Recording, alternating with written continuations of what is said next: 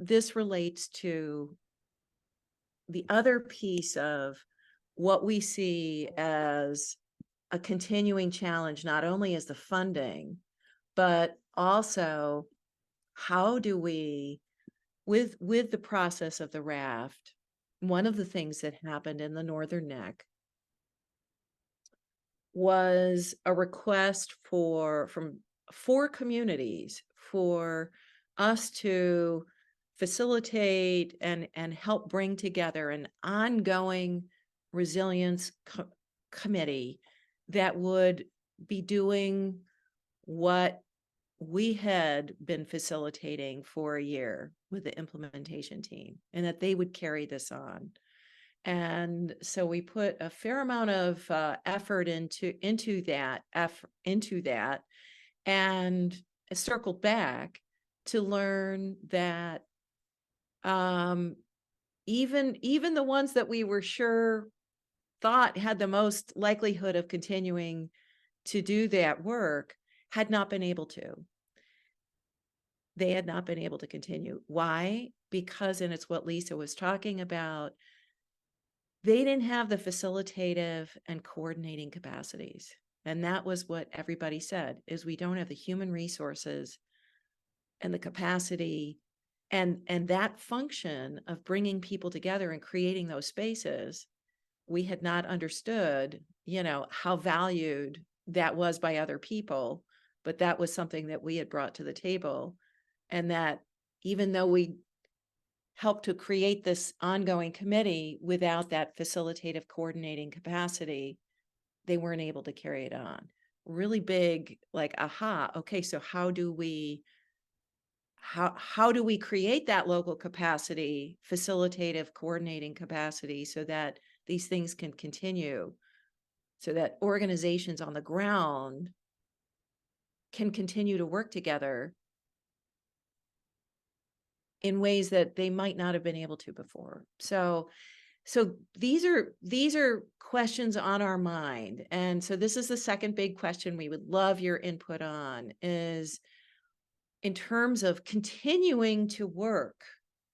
We have with us today numerous service organizations working at the local level that maybe in the beginning, the connection between what you do and climate impacts, wasn't entirely apparent, but now, like, everybody gets it. So what are the continuing challenges and barriers to continuing to work on these things? And what might help address these challenges and barriers? I mean, we certainly identified the facilitative and coordinating capacity as one of those things. How do we support that, right? How do we grow that capacity at the local level? What else? What else have you seen? What else are you experiencing?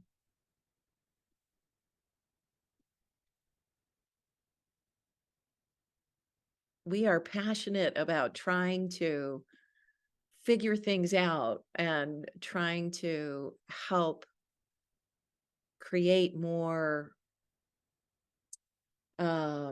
sustainable efforts at the local, at that grassroots level.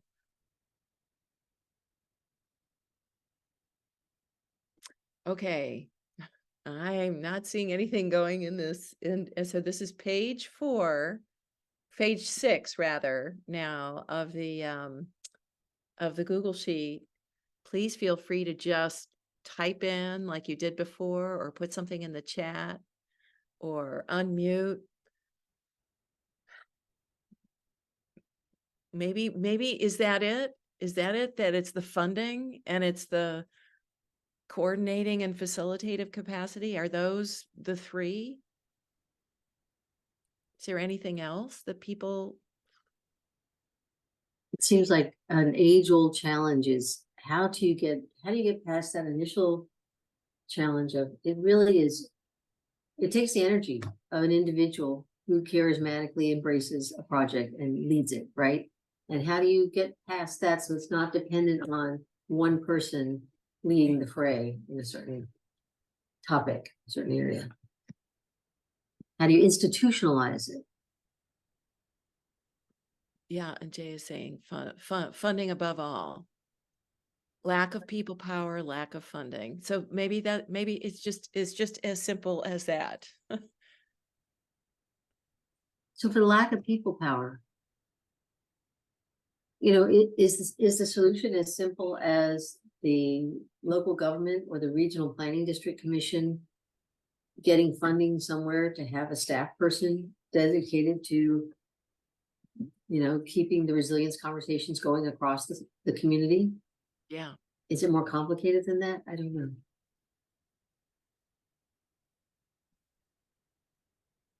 I guess I should answer that since I put that in the chat. Yeah, go ahead, Chad. It's having someone, I mean, RAFT has played a major part as being the coordinators and conveners of the spaces in which these conversations take place. And that takes an immense amount of time and energy. An immense amount of time and energy that most of us, many, if not most of us, if not all of us, who are kind of out here in the trenches, so to speak, we don't have that time and energy as a resource to coordinate these spaces and convene these spaces. Or if we do, it's in a limited capacity, a much more limited capacity.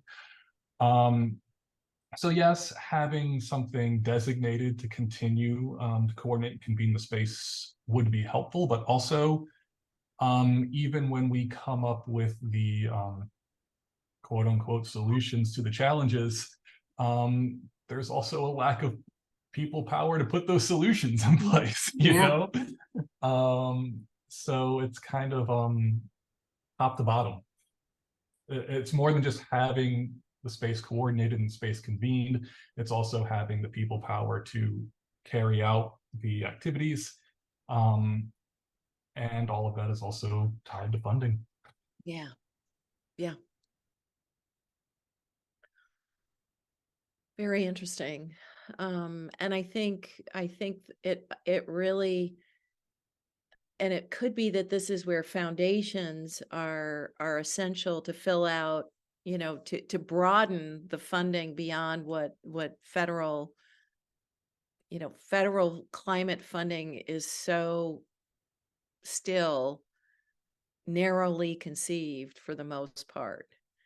Around infrastructure, flooding, and rarely is really targeted at this social equity resilience piece. So that a group like yours, the Haven, would be considered to be part of the essential resilience network, right? And that has yet to happen in most places. And I will say, I see that Heather put in, nobody wants to fund staff, parentheses, people. Yeah, seems like everybody wants to fund a quote unquote project. They want to give you money for materials. They want to give you money for like these kind of spaces where we talk about stuff a lot. But they don't want to give you money for like people to actually make the stuff happen. Like it's almost like there's this idea or thought that if you just take the materials and lay them out by themselves without somebody to pick them up and use them and make the thing happen, that it'll all magically happen. Yeah. Well, or even just frankly, I mean, I'm just going to call it out. I think a lot of people have this view like, oh, you're a government employee. It's part of your job description. So surely it doesn't matter that you have to take on brainstorming and strategizing and managing this whole new project because it falls under planning or transportation or whatever's currently your job. But that takes time and energy. And, I you don't ask so much. we've got AmeriCorps, we've got Food Corps. I almost wonder if we don't need a Climate Corps, that would put people on the ground who bring the capacity to do the things that local service organizations don't have the time or capacity to do. But I know that even that, takes time to train people. So it's interesting. I will throw the last question out of the day, which is, if you want to scroll down, it's now on page 8, which is, we, as I have said several times, and I'll keep saying, is we are continuing to learn and to adapt this beast we call the RAFT, bringing, multiple universities together, and the resources that we have, trying to bring them in support and in service to communities. What can we do, this 3-university collaborative, that could be helpful? And we are wide open. We're not making any promises, but unless we ask, we don't know what people might need or want. So, we've been asked by funders if some communities might like a second round of the RAFT. We have no clue, or some kind of different process. Well, what does anyone think about the possibility of coming back for a second round of the RAFT, or is it a whole new process that would be a better fit? And maybe a great question is, as we leave in the first round of the RAFT, what steps can be taken then to help ensure that continues, versus coming back for a second round?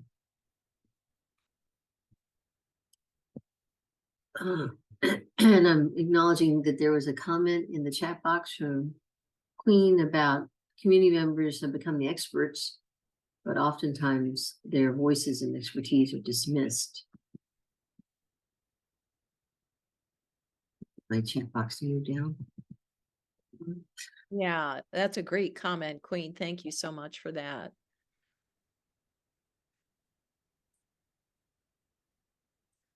Here, especially if you are African American, Black, and/or female. And then there's the comment from Alan, the second round would be great. At this point, the RAFT, I don't know if you all are aware of that or not, but the RAFT is not funded by the state in any way. It's all, we piece together funds from the Coastal Zone Management Program, the Virginia Environmental Endowment, the Sea Grant Program, and then other private foundations such as DuPont. Second round would need additional participants or more funding or resources directed at finding funding. That was actually my point, that, yeah, it would take a funding search to enable a second round.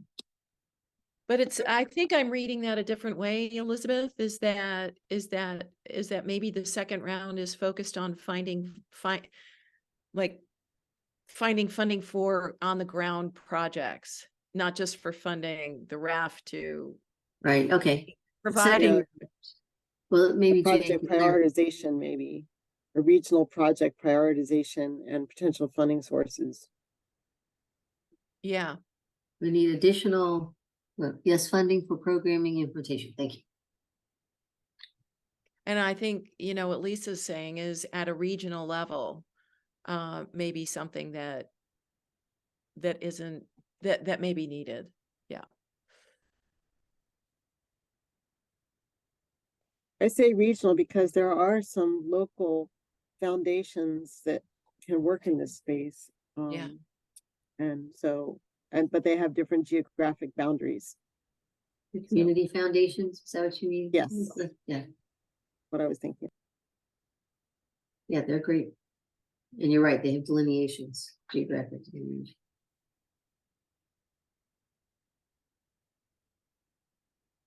Really appreciating the comments that are coming in. Better timing to plug into existing plans and processes like comp plan updates. Yep. Yeah, and our goal is not to be duplicative. Absolutely. And we are aware that yeah, it may feel. I hear you. You're just repeating yourself in meeting after meeting. Yeah, I don't know I see this as anonymous chinchilla. I love the fact they assign animals like this. But I don't know if that's Katie, but yeah, we did Cape Charles early on when it was really coastal resilience to flooding. Yeah. And we changed the scorecard to reflect heat and more inland flooding, and now we're even changing it more as we go further into Yeah. the southwest. Yep. Or the state. So it's a good point. And the approach is different, where we begin not only with a quantitative scorecard, but we have the qualitative interviews and focus groups with the service organizations, a broad outreach to the service organizations in the region. Yeah, very interesting, Chad. I think that's a really interesting idea that we will chew on. And that could be something that, you know, that the universities can bring to the table, is knowing how and where to look for funding. Yeah. Funding to CBOs to serve as liaisons to bridge. Yeah. That's a great idea, Queen. Mm-hmm.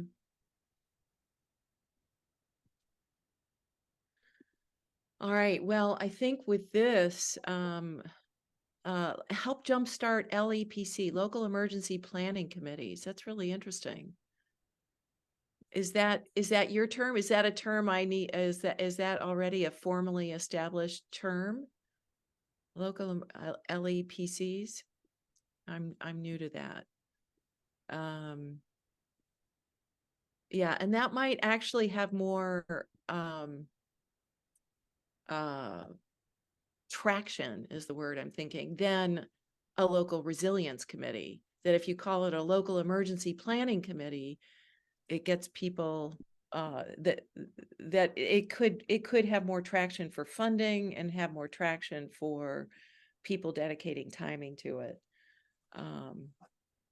Very interesting. Thank you. Okay. Those are great comments.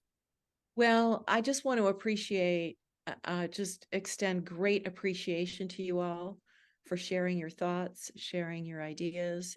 As you know, we're really proud of how we have evolved through time, and how you know, we've experimented with different approaches, such as a mini and micro grants, and seeing the benefits that they bring, and so that we can make arguments to funders about what is needed at the local level.